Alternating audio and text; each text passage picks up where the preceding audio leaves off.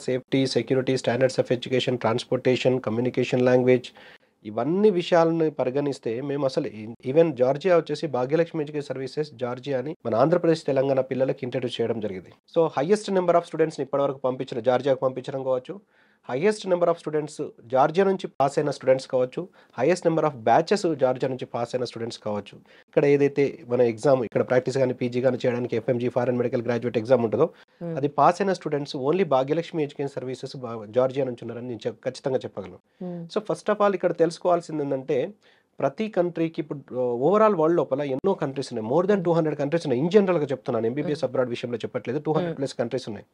ఈ 200+ కంట్రీస్‌లో 14-16 కంట్రీస్‌కి మాత్రమే ఎంబీబీఎస్ అబ్రాడ్ వెళ్లి చదవడానికి మన ఇండియన్ స్టూడెంట్స్‌కి అవకాశం ఉండే. హ్మ్. మెడికల్ కౌన్సిల్ ఆఫ్ ఇండియా ఉన్న రోజుల్లో. 2019 కన్నా ముందు మెడికల్ కౌన్సిల్ ఆఫ్ ఇండియా ఉండే. దాని తర్వాత దాని ప్లేస్‌లో నేషనల్ మెడికల్ కమిషన్ వచ్చింది. నేషనల్ మెడికల్ కమిషన్ వచ్చిన తర్వాత 2021 నవంబర్ 18 నాడు ఒక అఫీషియల్ గెజెట్ రిలీజ్ చేయడం జరిగింది. అందులో 4A 1, 2, 3, 4, 4B అనే ఒక స్ట్రిక్ట్ రూల్స్ పెట్టడం జరిగింది. అంటే 4A1 అంటే 54 మంత్స్ కంపల్సరీ ఎడ్యుకేషన్ ఉండాలి. 4A2 అంటే హ్మ్. 12 మంత్స్ ఆఫ్ ఇంటర్న్‌షిప్ ఉండాలి. 4A3 అంటే మీడియం ఆఫ్ ఇన్‌స్ట్రక్షన్ ఇంగ్లీష్ ఉండాలి. 4A4 అంటే షెడ్యూల్ 1లో మనం ఇండియాలో చదివే సబ్జెక్ట్స్ చదవాలి. 4B అంటే registered with the professional regulatory body or otherwise competent to grant licence to practise at the respective jurisdiction of the country where the degree is awarded.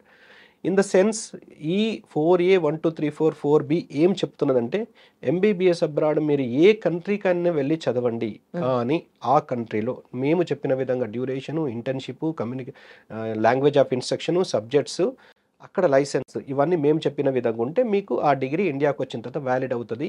ఇప్పుడున్న హుహుహు. FMG కానీ, రాబోయే నేషనల్ ఎగ్జిట్ టెస్ట్ గాని which is required to practise in India as well as to get PG admission India for both the students.